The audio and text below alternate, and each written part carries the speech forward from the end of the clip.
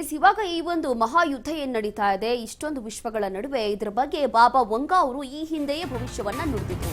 ಇದೀಗ ಮತ್ತೊಂದು ಭವಿಷ್ಯವನ್ನ ನುಡಿದಿದ್ದಾರಂತೆ. ಯುದ್ಧದ ಬಗ್ಗೆ ಮೊದಲೇ ಕರಾಳ ಭವಿಷ್ಯವನ್ನ ನುಡಿದಿದ್ದಂತಹ ಅಮೆರಿಕಾದ ಕವಿ 175 ವರ್ಷಗಳ ಹಿಂದೆಯೇ ಯುದ್ಧದ ಬಗ್ಗೆ ಭಯಾನಕ ಭವಿಷ್ಯವನ್ನ ನುಡಿದಿದ್ರು. ಯಾವ ಕಾರಣಗಳಿಗೆ ಯುದ್ಧ ಸಂಭವಿಸುತ್ತೆ ಅಂತ ಹೇಳಿ ಭವಿಷ್ಯವನ್ನ ನುಡಿದಿದ್ರು. 1871ರಲ್ಲಿ ಪಕ್ಕಾ ಭವಿಷ್ಯವನ್ನ ನುಡಿದಿದ್ದಂತಹ ಅಮೆರಿಕಾದ ಕವಿ ಆಲ್ಬರ್ಟ್ ಪೈಕ್ 1871ರಲ್ಲೇ 3 ಮಹಾಯುದ್ಧಗಳ ಬಗ್ಗೆ ಪೈಕ್ ಆಲ್ಬರ್ಟ್ ಭವಿಷ್ಯವನ್ನ ನುಡಿದಿದ್ರು.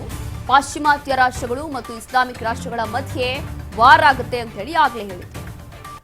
ಪಾಶ್ಚಿಮಾತ್ಯ ಇಸ್ಲಾಮಿಕ್ ರಾಷ್ಟ್ರಗಳ ಕಾಳಗದಿಂದ ಧರ್ಮಯುದ್ಧ ಆಗುತ್ತೆ. ಧರ್ಮಗಳ ಮಧ್ಯೆ ರಾಜಕೀಯ ಸಂಘರ್ಷ ಕೂಡ ಏರ್ಪಡುತ್ತೆ. ಈ ಯುದ್ಧಗಳು ಇಡೀ ಅಂತಾರಾಷ್ಟ್ರೀಯ ರಾಜಕೀಯವನ್ನೇ ಬದಲಿಸುತ್ತೆ ಅಂತ ಹೇಳಿ ಈಗಾಗಲೇ ಈ ಒಂದು ಭವಿಷ್ಯವನ್ನ ನುಡಿದಿದ್ರು. ಇನ್ನು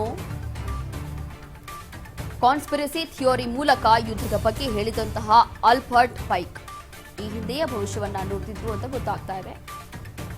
ಹಾಗಾಗಿ ಈಗಾಗಲೇ ಅವರು ಹೇಳಿರುವಂತೆ ಎಲ್ಲವೂ ಕೂಡ ನಡೀತಾ ಇದೆ, ನೋಡ್ತಾ ಇದ್ದೀವಿ. ಅದು ಕೂಡ ಯಾವಾಗ ಒಂದು 10 ವರ್ಷ 15 ವರ್ಷ ಹಿಂದೆ ಅಲ್ಲ, ಇದು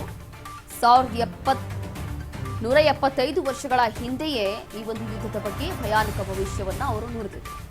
ಯಾವ ಕಾರಣದಿಂದ ಇದೆಲ್ಲವೂ ಕೂಡ ಆಗತ್ತೆ,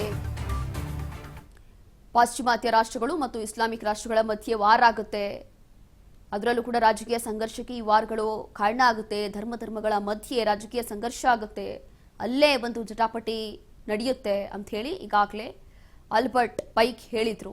ಅದರಂತೆ ಎಲ್ಲವೂ ಕೂಡ ನಡೀತಾ ಇದೆ. ಇನ್ನು ಆಲ್ಬರ್ಟ್ ಪೈಕ್ ಅಮೆರಿಕನ್ ಲೇಖಕ, ಕವಿ, ವಕೀಲ ಕೂಡ ಆಗಿದ್ರು. ಅಮೆರಿಕನ್ ಅಂತರ್ಯುದ್ಧದಲ್ಲಿ ಕಾನ್ಫೆಡರೇಟ್ ಆರ್ಮಿಯಲ್ಲಿ ಜನರಲ್ ಕಾನ್ಸ್ಪಿರಸಿ ಥಿಯೋರಿಯಲ್ಲಿ ಸುದ್ದಿಯಾಗಿದ್ದಂತಹ ಇವರು ಪಾಶ್ಚಿಮಾತ್ಯ ಹಾಗೂ ಇಸ್ಲಾಮಿಕ್ ರಾಷ್ಟ್ರಗಳ ಯುದ್ಧದ ಬಗ್ಗೆ ಭವಿಷ್ಯವನ್ನ ನುಡಿದಿದ್ರು. ಈ ಯುದ್ಧ ಜಗತ್ತಿನ ವಿನಾಶಕ್ಕೆ ನಾಂದಿ ಹಾಡುತ್ತೆ, ತಾರಕಕ್ಕೇರಲಿದೆ ರಾಜಕೀಯ ಜೊತೆ ಧಾರ್ಮಿಕ ಸಂಘರ್ಷ ಅಂತ ಹೇಳಿ ಈಗಾಗಲೇ ಒಂದು ಭವಿಷ್ಯವನ್ನ ನುಡಿದಿದ್ರು. ಅದರಂತೆ ಎಲ್ಲವೂ ಕೂಡ ಸದ್ಯಕ್ಕೆ ನಡೀತಾ ಇರುವಂತಹ ವಾರಗಳು.